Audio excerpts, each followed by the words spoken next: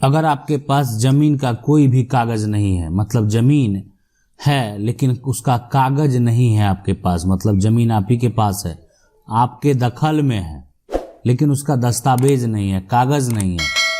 लेकिन कई सालों से दखल में है, तो उसका कागज आप कैसे तैयार करना है, किस तरीके से आपको तैयार करना, उसके बारे में आज जो है बताने वाले हैं। देखिए, सबसे पहले क्या होता है कि जो जमीन है, एक दो तरह की जमीन यहाँ पे होगी जो आप दखल कर किए होंगे, ठीक है। एक वैसी जमीन होगी जो किसी निजी व्यक्ति की जमीन है और उसको आप जो है एक तरह से बहुत सालों से दखल किए हुए हैं। दूसरी एक जमीन है कि जो सरकारी जमीन है, आप उसको दखल किए हुए हैं, मतलब दो तरह से हो गया। और दखल भी जो होता है ना, वो दो तरीके से होता है। एक दखल ये होता है कि आप जो निजी जमीन को दखल किए हैं उस पे आप खेती कर रहे हैं, मतलब वो जो प्लॉट है उस पे कोई भी किसी भी तरह का मतलब कंस्ट्रक्शन नहीं किया हुआ है, सिर्फ आप उसको कब्जे में है, उस पे जो भी किसी भी तरह का जो भी है खेती वहां पे आप कर रहे होंगे। दूसरा जो दखल होता है कि आप उस पे कुछ भी कंस्ट्रक्शन यानी घर या कोई कमर्शियल जो है बिजनेस पर्पस के लिए वह बनाए हुए हैं, मतलब उस पे उसका दखल भी आपके पास और कंस्ट्रक्शन भी आपका किया हुआ है, ठीक है। तो यहाँ पे ये आप समझ सकते हैं कि एक जमीन हो गया दो तरह से, एक निजी और सरकारी को लोग दखल करते हैं, अपने दखल में रखते हैं। दूसरी बात हो जाती है कि एक पे हम खेती करते हैं या तो उस पे घर बनाए हुए रहते हैं, मतलब वो जमीन या तो खाली है नहीं तो ठीक है उस पर कोई भी कंस्ट्रक्शन किए हैं। तो उसका दस्तावेज कैसे तैयार करना है, कागज कैसे तैयार करना है, उसके बारे में समझते हैं। तो सबसे पहले समझेंगे कि अगर जमीन जो पहला है कि यानी जमीन निजी है, ठीक है, निजी जमीन है और वो उस पर दखल बनाए हुए हैं और उस पर निजी जमीन जो है उस पर खेती कर रहे हैं, ठीक है। और यहाँ पे दूसरा जो हो जाएगा कि इस पे हम जो है घर बनाए हुए हैं, अन्य कोई भी कमर्शियल प्रॉपर्टी जो है उस पर तैयार किए हुए। अगर आपका जमीन मान लेते हैं खेती वाला है और वो आप कब्जा किए हुए हैं, दखल में है, मान लेते हैं ये बहुत सालों से है, किसी कारणवश से है, अभी निजी जमीन की बात कर रहे हैं,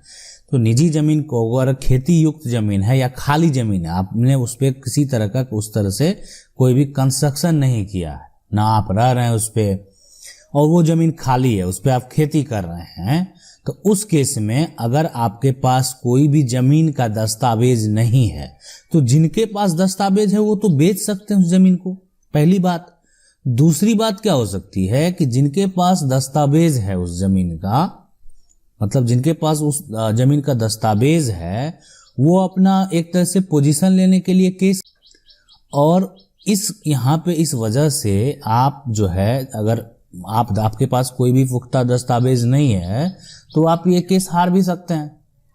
तो आपका हारने का ही चांस यहाँ पे ज्यादा बनेगा, इसलिए कि ये जमीन खाली है आपका। आप अगर वहां पे प्रूफ करना चाहेंगे तो आपके पक्ष के भी गवाह जाएंगे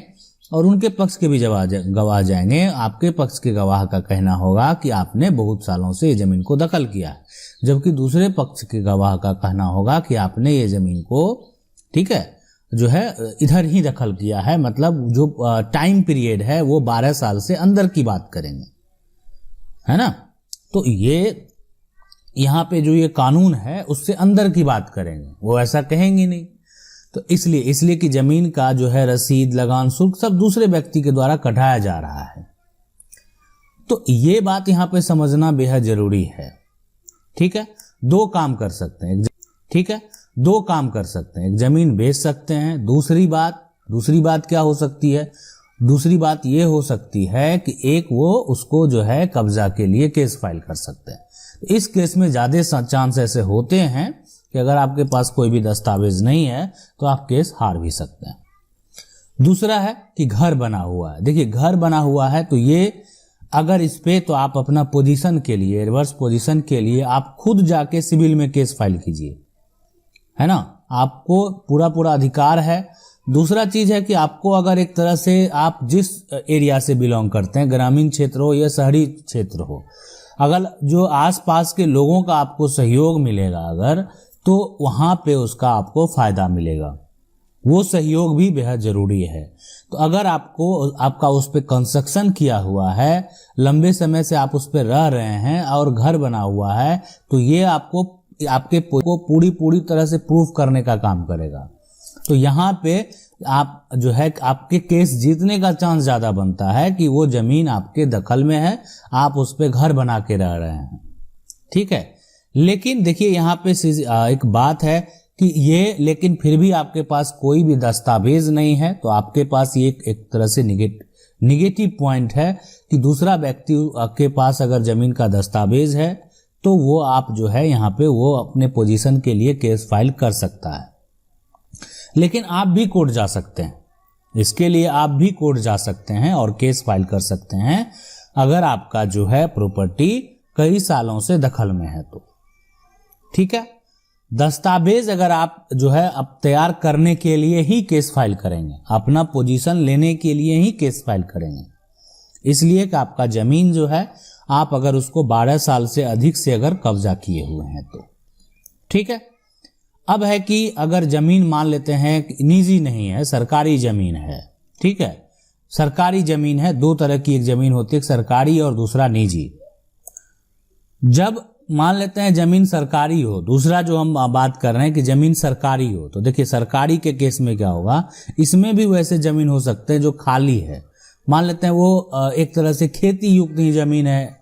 और लेकिन वो गैर मजरूआ जमीन है, ठीक है, वो उस पे भी है जो एक तरह से खेती होता है। दूसरा है कि वो जमीन तो है सरकारी ही, लेकिन आप उस पे घर बनाए हुए हैं, आप उस पे दरवाजा बनाए हुए हैं, या जो भी है अन्य किसी टाइप से आप उसको एक तरह से अपने कब्जे में रखे हुए हैं। देखिए इस केस में, दोनों के केस में अगर आपका, इसमें भी अगर आप एक तरह से ग्रामीण क्षेत्र से बिलोंग करते हैं या शहरी क्षेत्र, अगर आपको ग्रामीण क्षेत्र के लोगों का सपोर्ट है, ठीक है, सपोर्ट है, और आप ये पोजीशन प्रूफ करते हैं कि आपका इस जमीन पे 30 साल से ज्यादा का कब्जा है,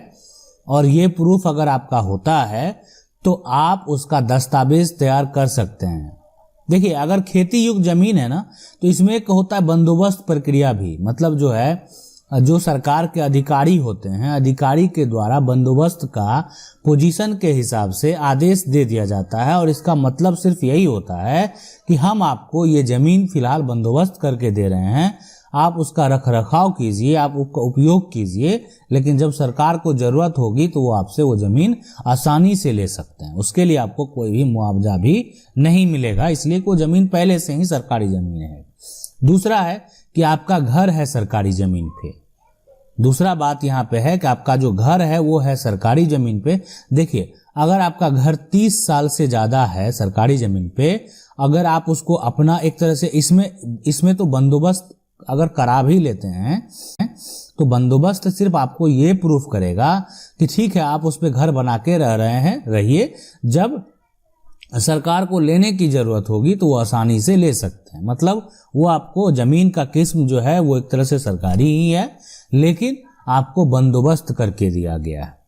तो लेकिन यहाँ पे ये सही नहीं होगा। तो सही दस्तावेज तैयार करने के लिए, पोजीशन लेने के लिए, अगर आपका 30 साल से ज्यादा का है और आपका ग्रामीणों का सपोर्ट है तो आप इसके लिए भी सिविल में जा सकते हैं, है ना। अगर आपका कागज सही तरीके से, जब आपका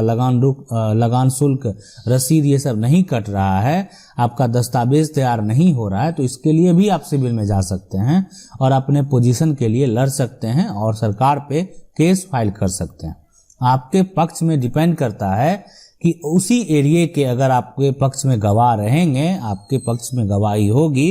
तो आप आसानी से यहाँ पे उस केस को जीत सकते हैं और आपका वो जमीन जो जिस पे आपका घर है, आगे चल के कोई भी दिक्कत का आपको सामना करना नहीं पड़ेगा। हाँ, लेकिन अगर आप ऐसा नहीं करेंगे, देखिए सरकार के अधिकारी के पास पूरा पावर होता है कि वो सरकारी जमीन को आसानी से अतिक्रमण को हटा सकते हैं, लेकिन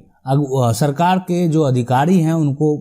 जो निजी जमीन है उसके लिए उतना पावर नहीं होता है कि वो आसानी से जो है अतिक्रमण को हटा पाएंगे। उसके लिए फिर न्यायालय का सहारा लेना पड़ता है, बिना न्यायालय गए वो आसानी से उसको नहीं हटवा पाएंगे। लेकिन सरकारी में ऐसा नहीं है। बहुत जगह आप देखे होंगे, गाँवों में, शहरों में, जब भी कोई भी सरकारी जमीन को दखल में रखे हुए है, लेकिन अगर वो उसके पास कोई भी उसका बंदोबस्त का कागज भी नहीं है, लेकिन उसके दखल में है और कोई भी सरकारी का अगर वहाँ पे वर्क होना है तो आसानी से वहाँ पे नोटिस जो है अधिकारी के द्वारा भेज दिया जाता है। अगर आप उस नोटिस पे नहीं हटते हैं तो फिर अतिक्रमण के रूप में उसको जो है तोड़कर हटा दिया जाता है। ये पूरा प्रक्रिया में जो अधिकारी का पूरा